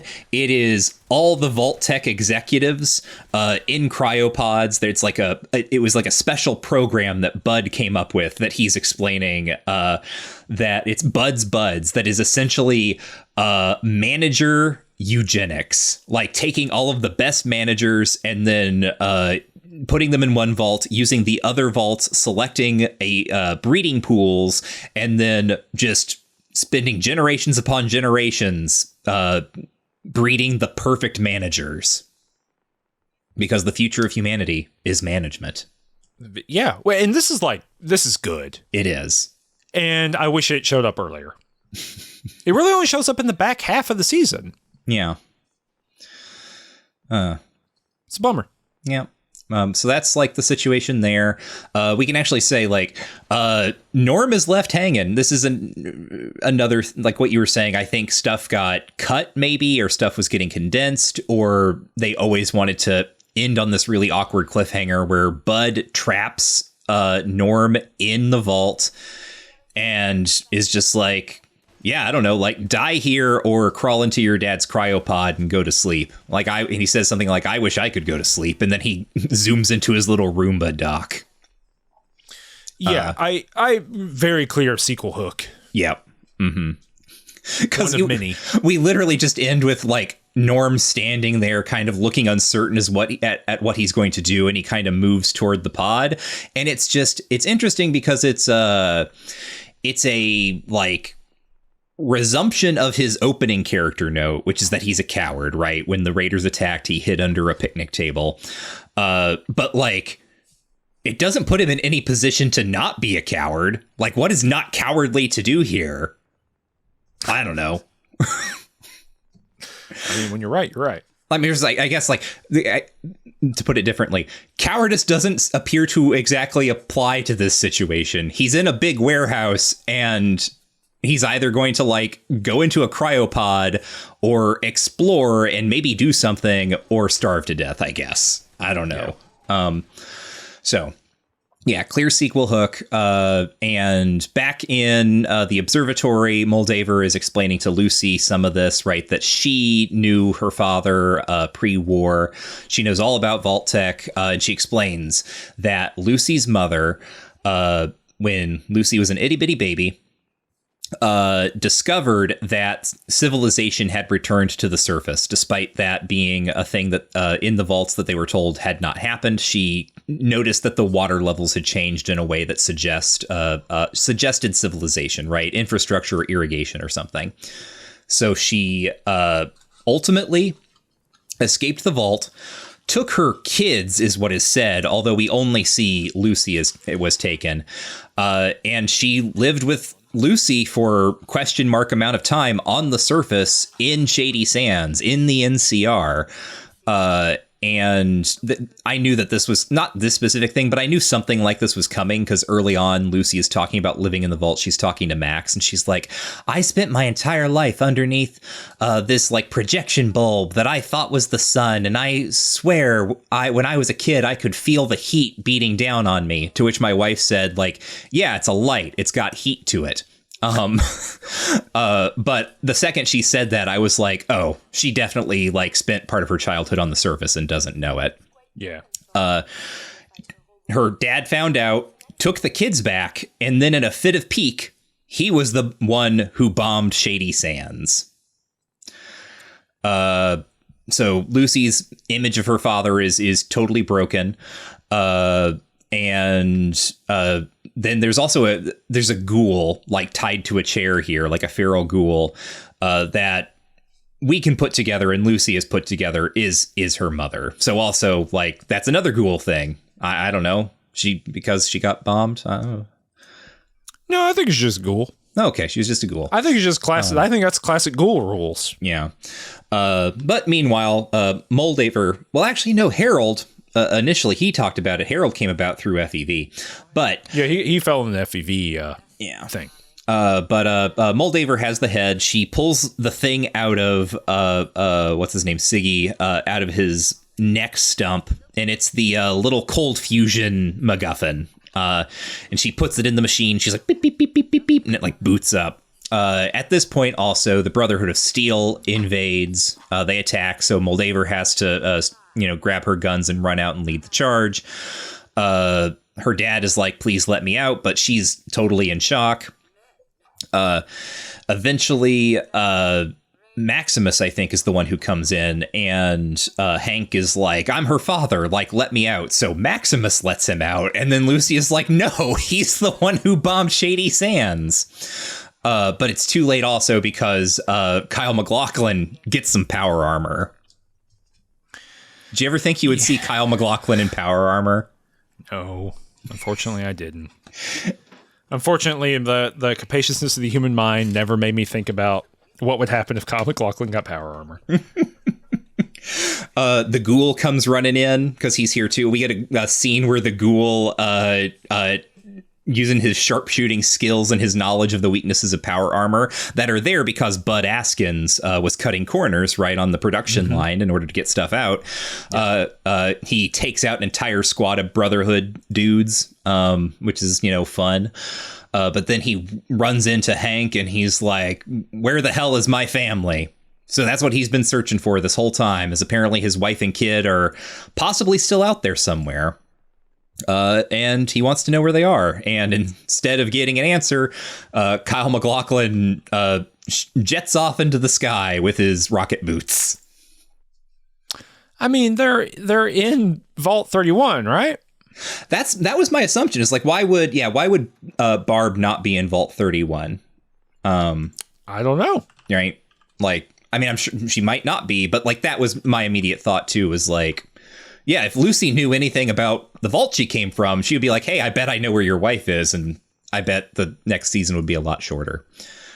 But instead, at this point, Maximus has been knocked out. Lucy thinks he might be dead, so the Ghoul is like, "Listen, you can stay here and the Brotherhood will kill you when they get to this room, or you can come with me and we can get some answers." And so she heads off with the Ghoul to do their, season 2 adventure.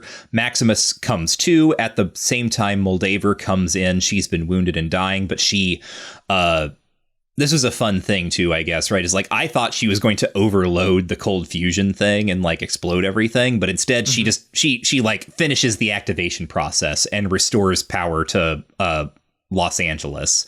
And then she says to Maximus, we get a little hint that she and Lucy's mother had a romantic, or at least, a very affectionate relationship. We did it. I can't remember what her name is, but like we did it. And she's like holding her hand. And she's bleeding out. And she says to Maximus something like, she does a kind of like video game move to him where she's like, "Yeah, like you think your Brotherhood is going to do good things with all this power? Think about that, kid." And then she dies. Great. Then the Brotherhood runs in. They assume that he killed Moldaver, and so they're like singing his praises, and he's being ushered toward the throne, right, backed into it, you could say. And then we get Lucy and the Ghoul walking through. They exit a crypt in a cemetery, and we get the Hollywood sign in the background, sponsored by Nuka-Cola. Yeah, that's good. Fun gag. And then we get Kyle MacLachlan stalking through the desert in his power armor up to the Deathclaw skull that you mentioned, and he looks out over something. What is it? What is it? My God, it's New Vegas.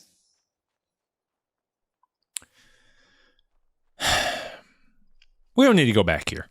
We don't. We really don't. Leave it alone. Hopefully he continues going through there and he ends up in like Des Moines, Iowa. Right. The first episode of season 2 is just him walking through New Vegas. I mean, that would be okay. It would be fine if it was a 1 episode stopover. But like, take me to Chicago. Take me to Dallas.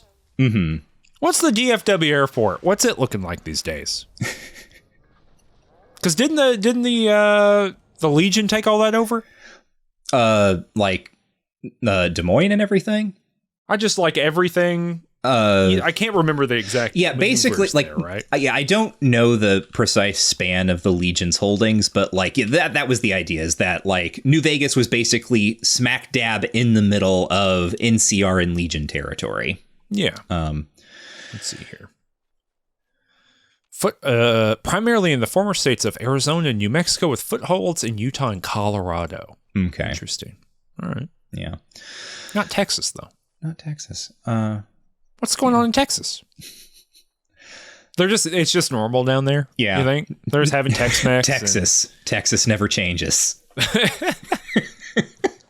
The hats got bigger. That's the only like thing. Everyone's wearing like a 12-foot brim hat. That's the only difference.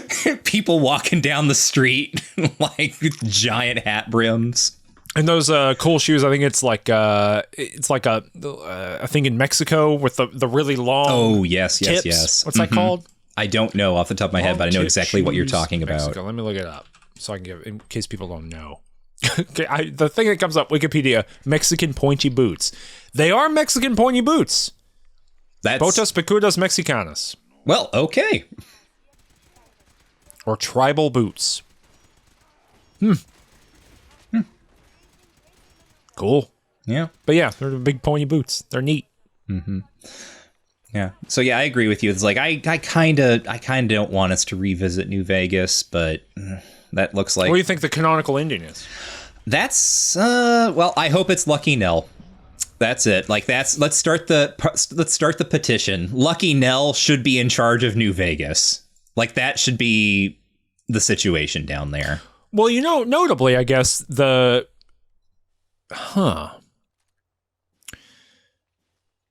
Legion hasn't taken it over. Yeah, I imagine it would look very different if it was under Legion control. Yeah, it feels that way. It feels like it wouldn't. So that ending didn't happen. Mm-hmm. But the NCR doesn't really exist anymore. Right, I was say it's possible that the NCR took it, but that would be very funny because then, like, hooray, we got the Hoover Dam. Oh, I mean, maybe that could be right. The NCR takes it, but the overextension, because that is discussed in New Vegas, right? That the overextension of this war is harming the interior of the empire. So maybe that's what happened. Yeah. That feels appropriate. Yeah, and I was going to say that's actually a thing that I really like about the fact that the NCR has fallen, right, is that one of the things that people talk about, particularly with regard to New Vegas, is that the NCR is essentially becoming America too, right? It's like it's becoming this kind of like catch-all for just like whatever critique you want to make about contemporary America in like whatever the foreign policy is at the time. And it was specifically about like Afghanistan and the Iraq War and things like that. And what I like about this is that it actually extends that further. And it's like, yeah, you know what happened to that blithe neoliberal imperial machine? Corporations have hollowed it out and taken it over and destroyed it. Yeah. And that, there's no more. It'll just beat you over the head with that one. They're telling you. Mm-hmm. But it's good. Yep. I enjoyed watching the television program. It dragged in pieces. It gave me many things I didn't want, and it didn't give me enough of the things that I wanted. Mm-hmm. But I think baseline, it is the best of this type of program that I've seen, and that being Twisted Metal and The Last of Us, which I thought was quite bad. It's just like plussed up, you know what I mean? It's just prestige. They got the maize and juice on it, right? It just has a different tone to it, and leans more heavily into melodrama, which this does too, but also has a bunch of other tones that are fun. And at the end of the day, you give me a bunch of foot wounds and I'm in. That's just a lot of gross foot wound. That's the intro to the show that succeeds Too Much Future, which is Not Enough Foot Wounds. we just watch movies and talk about where there could have been a foot wound. Yeah. Mad Mardigan could have taken a wound to the foot here, and he did. Well, I don't know when the next episode's coming out of this. I don't think that I think we're done for a while. Yeah, I mean, there'll need to be more Fallout in one form or another for us to have another episode. This is not a promise, but because we're both quite busy right now. Mm-hmm. So we don't really have the time to make a new program, particularly because I am in the middle of Mages and Murder Dads right now, too. Yeah. Which is taken up quite a bit of my lifetime. But I believe, we have not talked about this, but we've talked about it in the past, and I think this is the appropriate time to float it. Mm-hmm. We're doing Mass Effect, right? That is not what I thought you were going to say. What did you think I was going to say? The other show you've talked about us doing is the Remedy show. That's true. Yeah, we could do that with that. That's equally up there for me. I think. Mm-hmm. I think I'd prefer them both. Maybe we'll have a conversation. Yeah. Maybe we'll, put it to a little poll, maybe in the old comments here on YouTube. Let us know what you would prefer. We've set them both, right? So now they can fight it out in the Coliseum of Discourse. That's right. And neither of them are coming like immediately. Us saying that is not being like, and in 2 weeks. Yeah. We're letting somebody die on Vermeer. It's not one of those. But yeah, I mean, I don't think a new Fallout game is coming for a minute. Mm-hmm. And so this is kind of a soft close to Too Much Future in a formal way. And then actually, probably the next time you'll see Too Much Future episodes will more than likely be when Fallout Season 2 happens, would be my assumption. Yeah, I imagine. It's probably the closest thing. Mm-hmm. Do you think that they have fast-tracked the other Fallout game? Oh, gosh. They have to have, because the response to the show was so good, although, and we're so running out of time, but the thing that people are talking about this show, they're saying about this show now is, why is no one talking about it anymore? I don't know if that has anything to do with the show per se, as much as it has to do with the way that media cycles work now. But Yeah. Well, and also in a way that's a little... it's a little weird, actually, because, we had the full drop moment, right, for a long time. The new TV show comes out, it all comes out in one day. And then every streamer realized that's, it's a wound to the program to do that. Mm-hmm. You should drip it out. And so then we got, 2 episodes at a time, some shows. Sometimes you get 1 a week, classic TV style. This was, I don't think they thought it would be as big as it is. Yeah. Because it all came out in one day. Mm-hmm. And that to me sounded like we're going to let it come out and die. And I think if they had thought it was going to be as successful as it is, they would have trickled it out a couple at a time. But yeah, you're right. No one is talking about this. I've not seen anyone. We waited a month and a half to cover it, and I have not seen a single person in my social media feed discuss this program maybe since the 3rd week after it came out. Yep. And so that maybe is something, but also if you're Amazon Studios, I don't know, the numbers are weird. Mm-hmm. The numbers are not just what is the longevity of a television program? Who talks about anything for more than 3 weeks? Right. So well, yeah. I mean, as the show tells us, corporations don't think about time in the same way we do. That's right. The long tail. All right. Well, this is us signing off for Too Much Future for a little while. Mm-hmm. And we'll be back at some point with another replacement show. You can always listen to Shelved by Genre, a show where we talk about genre literature, or you can listen to Just King Things, where we talk about the works of Stephen King in publication order, or Game Study Study Buddies, where we talk about game studies, books, in a way that's probably fun. If you enjoyed this, you'll probably enjoy any of those shows. All of this is supported by Patreon, patreon.com/rangedtouch. It's down in the description below. Tell us are you more interested in Remedy, or are you more interested in Mass Effect? Let us know in a comment, and hit the subscribe button if you haven't already, and please hit the like button if you like the episode. Michael, what's the catchphrase to take us out? War never changes, but Fallout sure does. Everything changed when the bombs fell, except for